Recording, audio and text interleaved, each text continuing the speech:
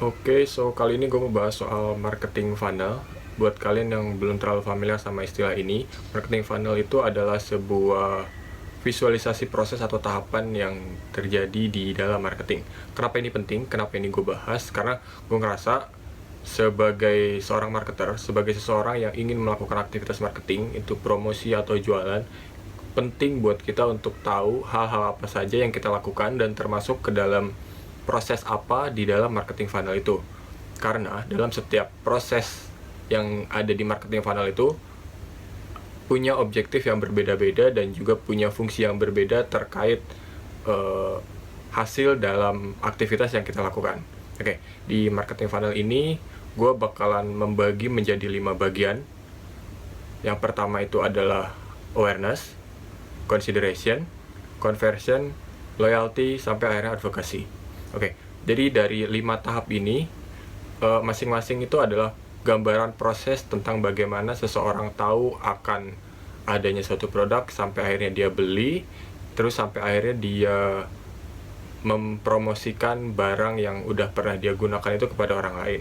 Oke, biar gampang mungkin kayak gue mau coba mengasosiasikannya dengan tahapan ketika kita suka sama satu cewek dan kita pengen menjadikan dia sebagai pacar. Oke. Kalau misalnya dari aktivitas marketing itu kita punya produk, kita mau kenalin produk itu sampai akhirnya kita pengen ada orang beli produk kita tersebut dan mereka terus-terusan pakai. Nah, kalau di marketing, kalau di pacaran tuh tadi kayak kita tahu satu cewek dan kita pengen jadian sama mereka atau ujung-ujungnya kita pengen nikah sama dia. Nah, itu perbandingannya kayak gitu. Oke, mulai dari hal pertama yaitu marketing funnel susunan pertama tuh yang paling atas, step paling satu itu adalah awareness. So, di awareness ini adalah sebuah fase di mana kita tugasnya adalah memperkenalkan produk apa yang kita punya. Jadi, gue asosiasikan dengan pacaran tadi. Kita tahu satu cewek, dan di fase ini yang kita harus lakukan adalah gimana caranya kita kenal sama dia atau membuat dia tahu siapa kita. Jadi, gimana ibaratnya orang mau beli produk kita tapi kita sendiri nggak jualan ke mereka dan mereka nggak tahu produk kita itu apa. Itu nggak akan bisa orang beli produk kita karena dia nggak tahu kalau kita tuh ada. Sama kalau misalnya kita mau deketin seorang cewek, gimana kita bisa jadian sama dia tapi dia aja nggak kenal kita. Nah, di fase awareness itu adalah fase awal dari aktivitas marketing yang terjadi. Gimana ceritanya kita buat orang attract, buat orang kenal sama apa yang kita tawarkan, kenal sama kita. Nah, dari awareness ini kita pindah ke poin nomor 2, itu adalah consideration.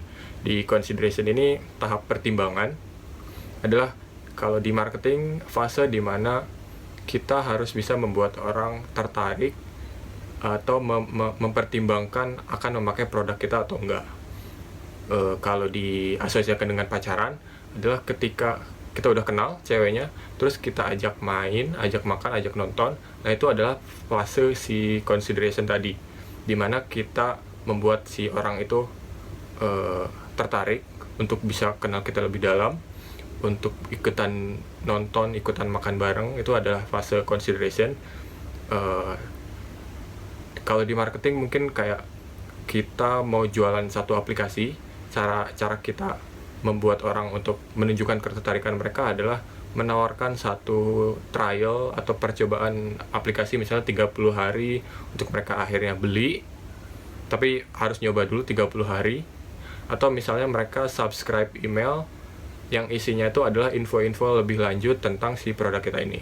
Nah, itu fase consideration. Fase ketiga itu adalah fase conversion. Nah, ini fase yang bisa dibilang paling penting karena tujuan kita untuk mengenalkan dan memberitahu info lebih lanjut itu adalah untuk membuat mereka membeli, which is di fase nomor 3 ini ke conversion.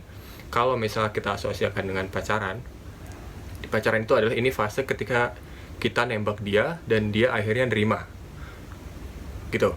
Jadi di consideration tadi itu adalah fase penting untuk menentukan ini orang mau beli atau mau cabut.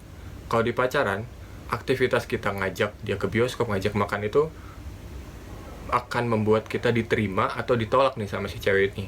Nah, Ini fase conversion ini. Di fase conversion ini bisa dibilang semua orang itu udah bisa kita klaim sebagai customer karena dia udah menjadi milik kita. Si cewek tadi tuh udah bisa kita klaim pacar kita karena dia udah mau menerima cinta kita tembak dan akhirnya dia terima dan kita pacaran. Nah, itu fase ketiga. Di fase keempat ada lagi istilah loyalty. Loyalty ini adalah ketika misalnya orang udah beli produk kita, penting juga, akan sangat penting bagi kita untuk membuat mereka stay, membuat mereka mau beli barang kita lagi.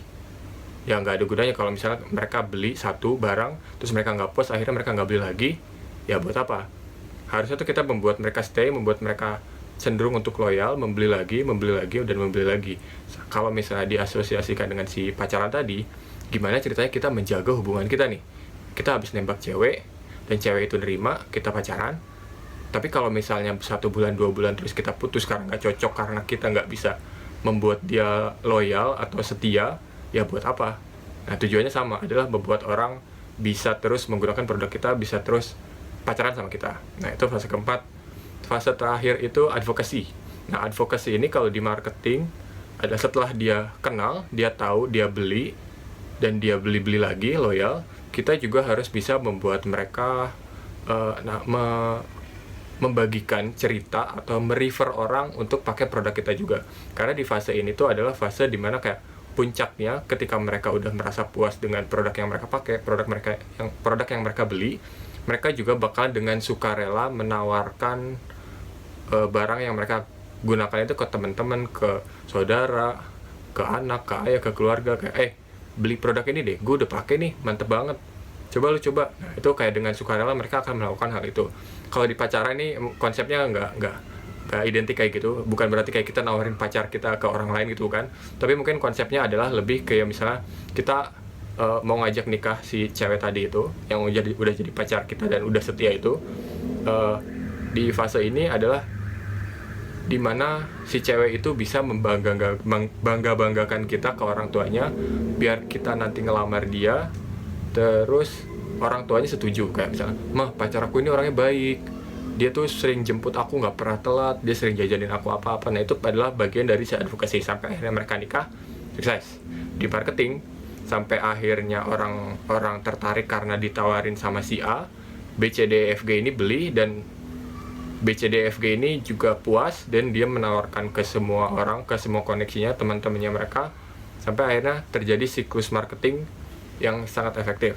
Jadi di marketing ini kenapa marketing funnel penting adalah tadi kita harus kenal fase-fase dari aktivitas marketing yang kita lakukan, karena strateginya untuk setiap fase, setiap proses itu beda-beda.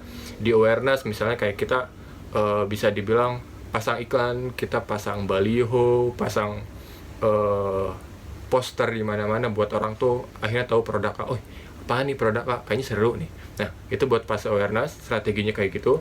Terus di fase consideration kita misalnya bisa nawarin ya tadi ke free trial, atau misalnya coba-coba gratis berapa hari, strateginya kayak gitu. Buat di conversion ya strateginya adalah gimana ceritanya kita mungkin ngasih diskon untuk pembelian di awal. Kayak tadi orang udah nyoba 30 hari. Nah, setelah mereka nyoba 30 hari, nih kalau kamu beli hari ini, kamu dapat potongan sebesar 10% atau 20% untuk pembelian pertama. Nah, sampai akhirnya mereka puas, mereka mau pakai lagi. Ada strategi tersendiri nih di loyalty. Di loyalty ini adalah dengan misalnya kalau kamu beli lagi, atau kalau aplikasi itu kalau misalnya kamu menambahkan beberapa fitur, atau kamu beli fitur tambahan, itu kamu bakalan dapat harga lebih murah. Kamu bakalan dapat diskon tambahan, misalnya tadi 20%, sekarang kamu dapat 50% karena kamu adalah pengguna setia dari produk kami, misalnya kayak gitu. Nah, satu lagi nih, program di strategi untuk di advokasi ini adalah ketika kita nawarin orang-orang untuk menawarkan produk kita secara sukarela, entah sukarela ataupun kita kasih insentif. Itu ada strateginya masing-masing, tergantung dari kita selaku pelaku marketingnya. Kita misalnya nawarin, kalau kamu bisa ngajak 2 atau 3 orang teman kamu download aplikasi ini, kamu akan dapat uang 50.000. Nah, itu adalah strategi untuk di fase advokasi ini. Buat si marketing funnel sendiri sebenarnya ada beberapa opini dan juga beberapa sumber yang mengatakan bahwa marketing funnel itu ada 3, marketing funnel itu ada 5, ada 7, ada 8. Sebenarnya itu nggak masalah, ada perbedaan, tapi intinya adalah bagaimana kita membuat satu tahapan ketika orang yang belum pernah kenal produk kita sama sekali, sampai akhirnya dia pakai dan sampai akhirnya dia menawarkan kepada orang lain. Itu adalah fase marketing yang dianggap sebagai core dari marketing funnel itu sendiri. Oke, sekian buat funnel marketing. Thanks for watching. Sampai jumpa di sesi berikutnya.